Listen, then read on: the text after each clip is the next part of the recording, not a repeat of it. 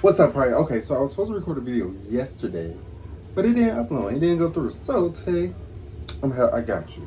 The worst firework deaths ever. Here we go. We're not gonna even talk. We're not gonna do shit. If you like this video, do like, comment, subscribe, be part of the pride. Let's get into this because we don't got all day. Mortar shell decapitation. On July 4th, 2011, residents of Fargo, North Dakota gathered for what should have been a typical Independence Day celebration. A 41-year-old construction worker and father of three had purchased professional-grade fireworks for the neighborhood display. Among them was a 3-inch mortar shell, a cylindrical explosive designed to be launched from a tube and detonate high in the air. As darkness fell, he began the show. Children sat on blankets while adults stood watching the colorful explosions overhead. Around 9:45 p.m., he loaded one of the mortar shells into its tube. He lit the fuse and stepped back, but something went wrong. The fuse burned down, but the firework failed to launch. After waiting approximately 30 seconds, he approached the tube. This was his critical mistake. Professional mortar shells contain enough explosive powder to propel them hundreds of feet into the air. They are not meant to be handled after a failed ignition attempt. Witnesses later reported that he leaned directly over the tube, presumably to check if the fuse was still lit. In that moment, the delayed chemical reaction finally triggered. The mortar exploded with its full force while still inside the launch tube. The explosion created a focused upward blast wave. The shell, traveling at an estimated 300 feet per second, struck his neck and jawline. The impact severed his head from his body completely. The force was so violent that witnesses 20 feet away felt the concussion wave. Neighborhood children who had been watching the display screamed as they saw his body collapse to the ground. His head had been thrown nearly 15 feet away by the force of the blast. Adults rushed to shield the children's eyes, but for many, it was already too late. First responders arrived within minutes, but there was nothing to be done. The 41-year-old construction worker had died instantly, his brainstem severed before his consciousness could even register the explosion. The human firework. On July 4th, 2015, in the small border town of Calais, Maine, a 22-year-old man was celebrating Independence Day with friends. The evening had been filled with drinking, laughter, and increasingly poor decision-making. By 11 p.m., the group had consumed significant amounts of alcohol, and their judgment was severely impaired. The man, a former Disney World employee who once played Gaston in park performances, had been setting off fireworks throughout the evening. Among their collection was a reloadable mortar tube, a professional-grade pyrotechnic that launches explosive shells hundreds of feet into the air. These devices contain enough of black powder to create substantial force, approximately equivalent to a quarter stick of dynamite. As the night progressed and inhibitions lowered, he announced what he claimed would be a joke. He placed the 3-inch diameter mortar tube on top of his head, balancing it like a hat. His friends later reported that they thought he was merely pretending and had no actual intention of lighting it. In a split-second decision that would prove fatal, he held a lighter to the fuse while the tube remained positioned on his skull. The mortar was pointed downward, meaning the explosive force would be directed directly into his head, rather than propelling a shell upward. The fuse burned quickly, taking just under 2 seconds. When it reached the charge, the explosion created instantaneous catastrophic damage. The force shattered his skull, driving bone fragments into his brain. The heat from the blast simultaneously caused third-degree burns to the remaining tissue. His friends witnessed the moment of detonation in stunned horror. The top of his head essentially disappeared in the explosion.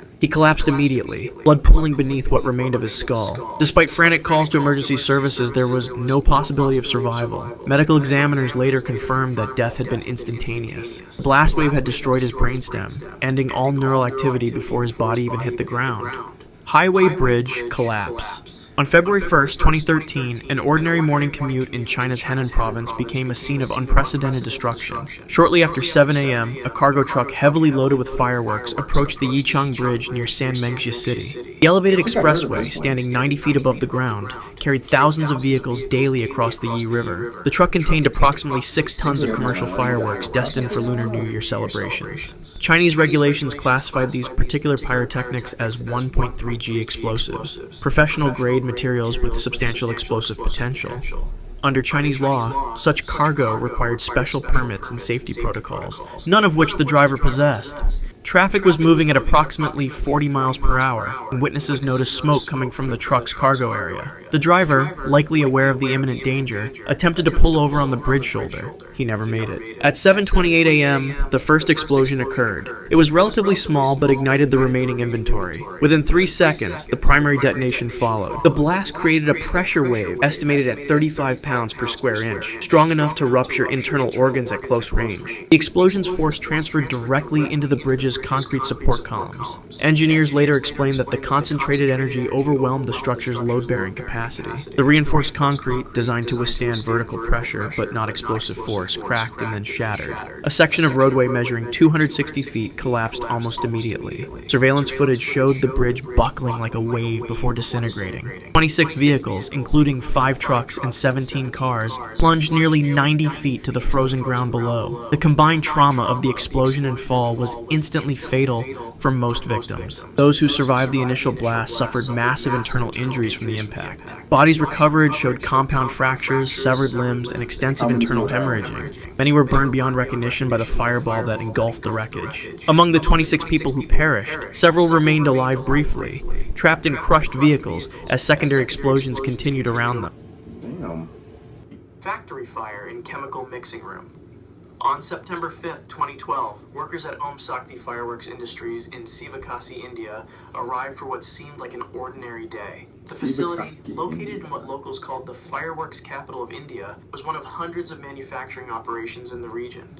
Like many others, it operated without proper licensing or safety protocols. By 11 a.m., the temperature in the chemical mixing room had risen to 108 degrees Fahrenheit. Inside this enclosed space, 12 workers, mostly women earning less than $4 per day, were manually mixing potassium chlorate and sulfur. These volatile compounds become dangerously unstable at high temperatures, a fact the workers had never been informed of. The facility lacked basic ventilation systems, allowing combustible dust to accumulate in the air. Static electricity from the workers' movements was the only spark needed. At 11:22 a.m., witnesses outside the building heard a sharp crack, followed by a much larger detonation. The initial explosion instantly killed the workers in the mixing room.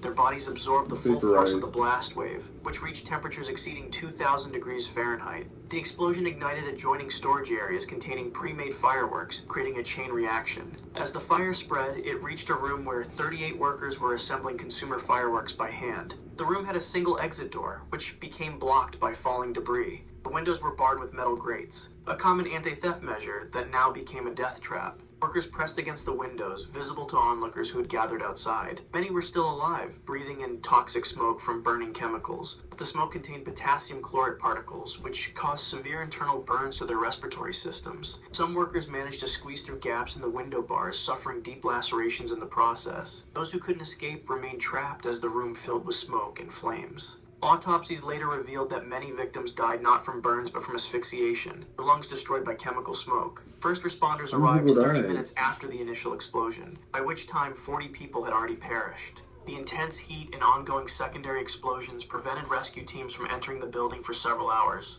Fatal workplace flash fire. On May 27, 1983, a converted barn on a remote farm near Benton, Tennessee, became the site of an industrial disaster. The facility, disguised as an agricultural operation, was actually an illegal fireworks manufacturing plant specializing in M80s and M100s, devices legally classified as boom booms rather than fireworks due to their explosive power.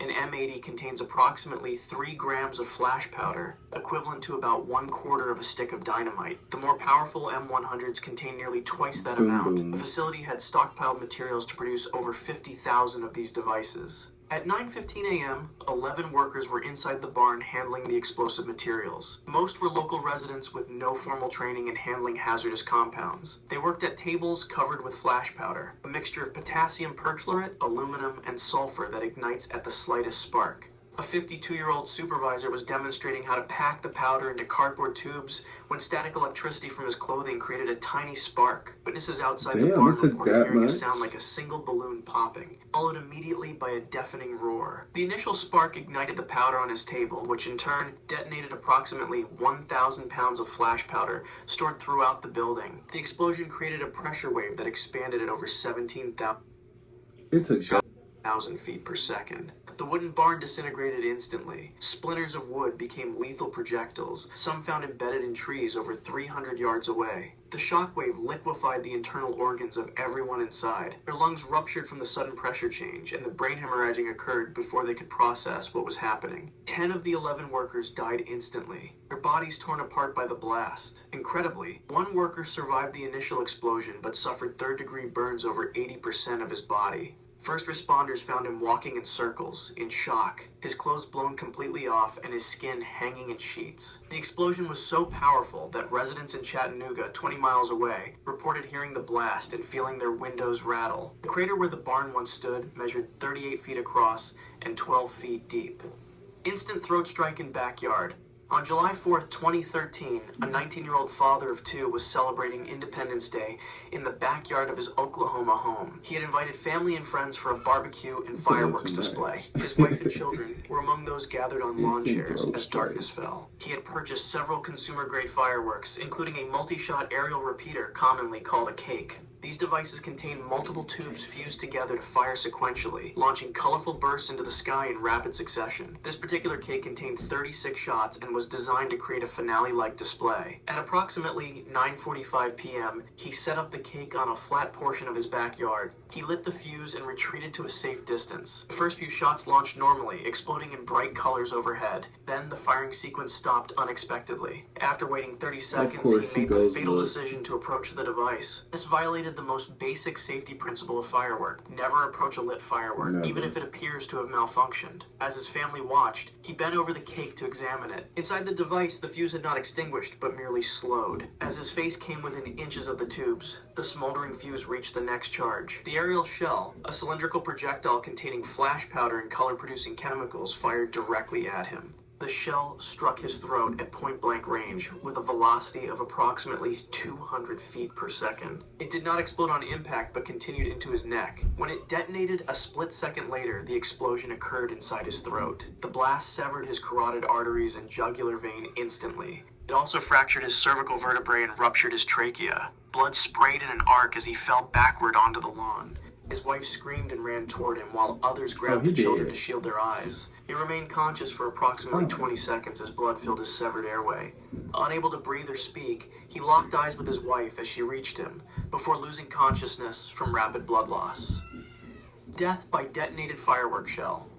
On January 1st, 2022, a rural celebration outside Dresden, Germany, became the scene of a gruesome incident. A group of 7 friends had gathered at an isolated farm property to celebrate the new year with drinks and illegal firework. Among them was a 39-year-old construction worker who had purchased black market pyrotechnics from Eastern Europe. The centerpiece of his collection was a spherical shell measuring 6 inches in diameter. This type of professional display firework is typically launched from a mortar tube and detonates hundreds of feet in the air. The shell contained approximately 4 ounces of flash powder, enough explosive force to be felt from 50 yards away. Such devices are strictly regulated in Germany and require licensing for purchase and use. His shell was not only illegal, but also lacked basic safety features like proper fusing and delay charges. By midnight, the group had consumed significant amounts of alcohol. The outdoor temperature was near freezing, and a light snow had begun to fall. Minutes after the clock struck 12, he decided to light the shell. Rather than using a proper launching, he placed it on the ground and lit the fuse with a cigarette lighter. The manufacturer's recommended safety distance for professionals handling such devices is 100 yards. He stood less than 3 feet away.